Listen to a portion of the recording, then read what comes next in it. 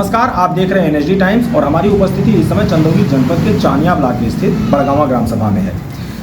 आपको बताते चले, हम सभी ने आप लोगों को बताया था कि पंचायत चुनाव जो है अब नज़दीक है और सभी ग्राम प्रधानों के कार्यकाल अब समाप्ति के तौर पे हैं। अब तक के 4.5 साल के कार्यकाल में ग्राम प्रधानों ने अपने अपने ग्राम सभा में गांव को विकास की मुख्य धारा से जोड़ने के लिए क्या कार्य किए हैं, उसी को जानने के लिए आज हम बड़गांवा ग्राम सभा में मौजूद हैं और हमारे साथ जो है कि इस समय बड़गांवा के प्रधान मौजूद हैं। उनसे हम जानेंगे कि आपने अपने 4.5 साल का कार्यकाल कैसा रहा और ग्राम सभा को अब तक आपने किन किन विकास के कार्यों से जोड़ा हुआ है।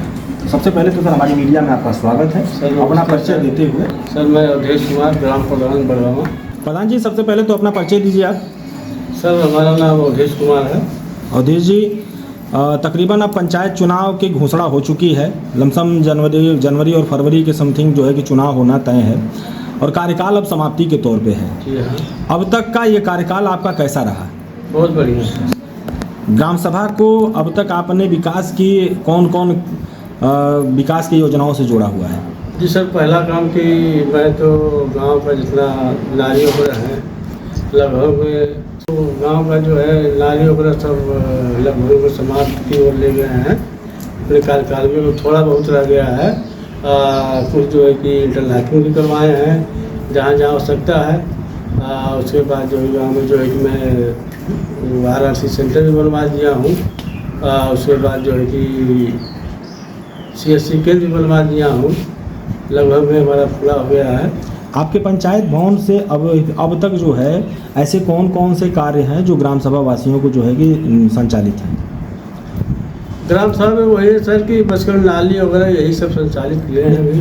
पंचायत भवन जो उस पंचायत भवन पे जरूर की चीज़ें आवश्यकता है आपको। मतलब अगर किसी व्यक्ति को अगर विधवा बनवाना तो ब्लॉक में जाता है, इसे उनसे ऑनलाइन कराता है। और आपका जो पंचायत भवन है उस तरह की आपके यहाँ व्यवस्था है? जी जी, इस समय मतलब हो गया है लेकिन उसका सिस्टम शुरू में नहीं हुआ है। आपके यहाँ पंचायत सहायक बैठते हैं? जी हाँ।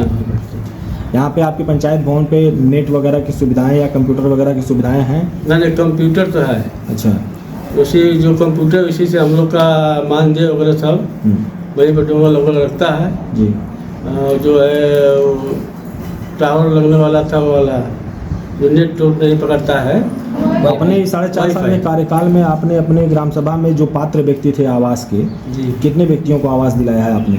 सर ऐसा है कि पात्र अभी तो हमारे जांच हो रही थी। हमने तो यही कर दिया, भाई जो आए थे हमारी बाहरी टीम आई थी, मैंने सबका फॉर्म जमा हुआ था, मैंने सारा डिटेल लिख के दे दिया। भैया आप जाइए अपने स्तर से देखिए तो पात्र हैं जिसका आप करिए।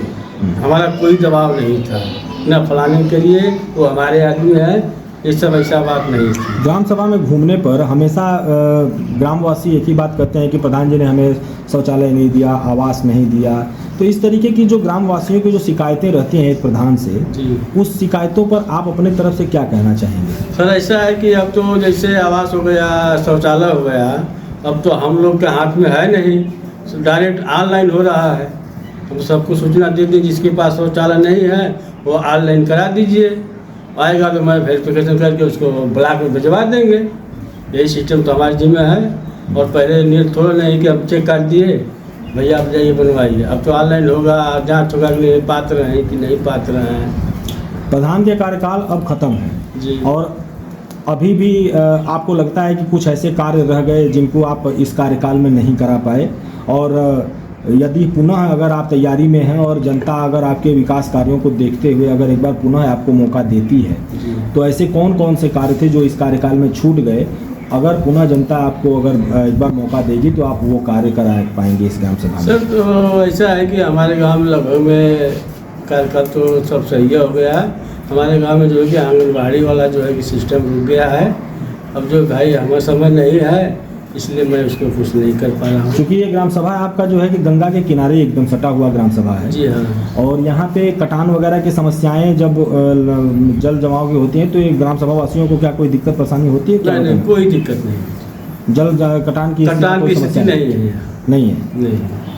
साथ ही अब लास्ट सवाल आपसे ये होगा कि जाते जाते आप जो है कि अपने ग्राम सभा वासियों को क्या संबोधन करना चाहेंगे अपने इस कार्यकाल को लेकर के? हम आप अपने गाँव वासियों को बहुत बढ़िया प्रणाम करेंगे कि भाई हमारे साथ 5 साल तक बिता दिए लोग, बस यही खुशी हमें है।